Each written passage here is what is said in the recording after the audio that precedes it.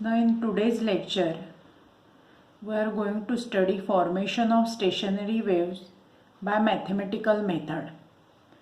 Now let us first see the definition of stationary waves. When two identical progressive waves both are traveling along the same path in opposite direction interfere with each other, then by superposition of waves, resultant wave is obtained in the form of loops and it is called as stationary wave. Now this figure shows stationary waves. Now we know that for the formation of stationary waves, we must have two waves. They are moving along the same path in opposite direction and they must interfere with each other. Then we have stationary wave. Now two waves of equal amplitude, equal frequency, propagating along the string in the opposite direction are given by first wave is equation of first wave is y1 is equal to a sine 2 pi into bracket nt minus x by lambda. This is wave traveling in the positive direction of x-axis because the sign here the sign is negative. Therefore this wave travels along the positive direction of x-axis. Then second wave y2 is equal to a sine 2 pi nt plus x by lambda. As there is positive sign here, the wave is traveling in the negative direction of x-axis. Now both the waves are having same amplitude a. Both the waves are having same frequency small n. Now resultant of these two waves is given by y is equal to y1 plus y2. Now this y1 and y2 represent the displacement of different particles about their mean position. Now therefore capital Y, which is equal to y1 plus y2, is the resultant displacement of a particle of a medium about their mean position. Now therefore y is equal to a sine 2 pi into bracket nt plus x by lambda plus a sine 2 pi into bracket nt minus x by lambda. Now this equation is in the form sin c plus sin d. But sin c plus sin d is equal to 2 sin c plus d by 2 cos c minus d by 2. Now therefore this equation now becomes, it is 2 times a plus sin c plus d, that is 2 pi nt plus x by lambda plus nt minus x by lambda. Now therefore it becomes, finally it is sine of 2 pi nt and divided by 2, that is it is sine of 2 pi nt. And sin c minus d by 2, it comes out to be cos of 2 pi x by lambda. Now this is resultant displacement of the particle of the medium when two waves get superimposed over each other. Now in place of 2a cos 2 pi x by lambda, I put a. Now therefore a is equal to 2a cos 2 pi x by lambda. Now therefore the equation is now y is equal to a sine 2 pi n t. But 2 pi n is omega. Therefore y is equal to a sine omega t. Now this is equation 1 and this is the equation of stationary wave. This is the equation of stationary wave. Now a is the amplitude of stationary wave or amplitude of resultant wave. In resultant wave, frequency is same as that of the interfering waves. that is omega is equal to 2 pi, and therefore frequency of resultant wave is same as that of the interfering wave.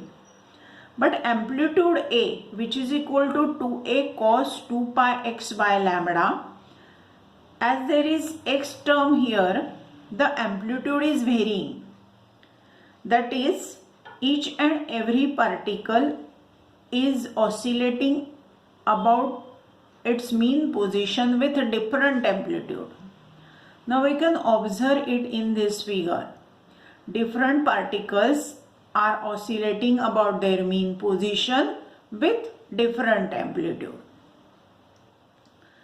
Also, in equation 1, there is absence of x term. What this x term indicates? X term indicates the position of particle along in the medium, position of the particle in the medium. But here, as there is absence of x term, all the particles remains at same position and they are oscillating about their mean position with different amplitude. Now therefore wave is not moving, and therefore we call this wave as a stationary wave. Therefore this wave is a stationary wave. Now let us turn the page, or let us see this page.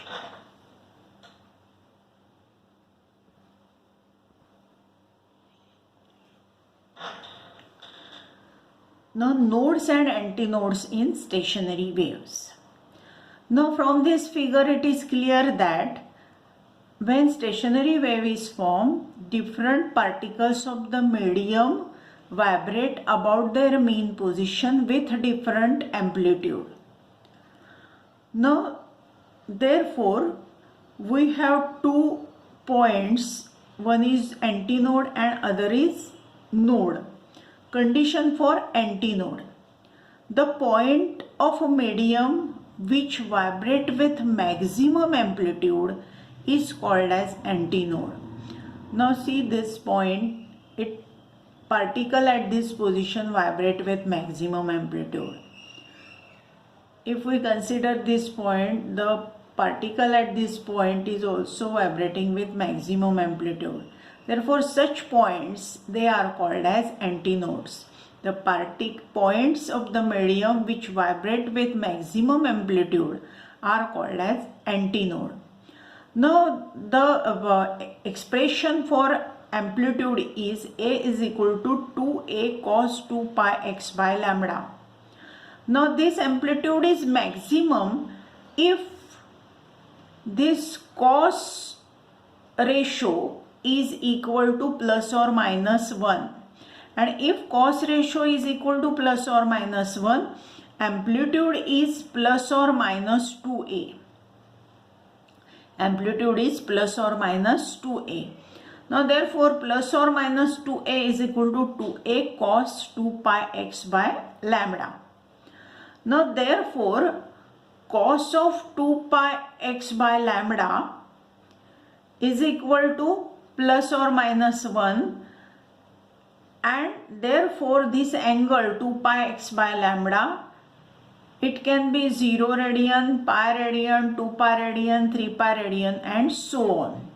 Now if we equate this 2 pi x by lambda with p pi, p is having value 0, 1, 2 and so on.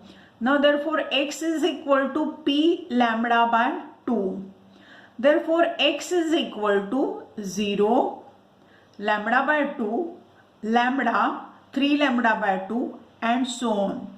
Therefore at these positions antinodes are produced. If we consider the distance between two successive antinodes, then distance between two successive antinodes is lambda by 2. Now we can observe from the figure, if we consider this antinode and this antinode, these are two successive antinode, distance between them is lambda by 2. These are two successive antinode, the distance between them is lambda by 2. Now condition for nodes. Now nodes are the points which vibrates with minimum amplitude, or we can say that these points are always at mean position. These points are the particles at these points are always at mean position, that is they are having minimum amplitude, and that minimum amplitude A is equal to 0. But expression for A is equal to 2A cos 2 pi x by lambda. Now this 2A cos 2 pi x by lambda is equal to 0 if cos of 2 pi x by lambda is equal to 0. Now cos theta is 0 if theta is equal to pi by 2, 3 pi by 2, 5 pi by 2 and so on. Now therefore after simplifying this expression we get x is equal to 2p by 1 lambda by 4, where p is having value 1, 2 and so on. Now therefore at position x is equal to lambda by 4, 3 lambda by 4, 5 lambda by 4, nodes are produced. Nodes are the points which vibrate with minimum amplitude. Now distance, again distance between two successive nodes is lambda by 2. If we consider these two successive nodes, distance between two successive nodes is lambda by 2. Distance between two successive antinodes is also lambda by 2. Distance between node and successive antinode is equal to lambda by 4. Distance between node and adjacent antinode is lambda by 4.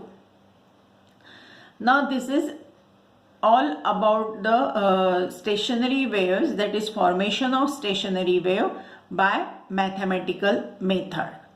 Now we stop here for this lecture.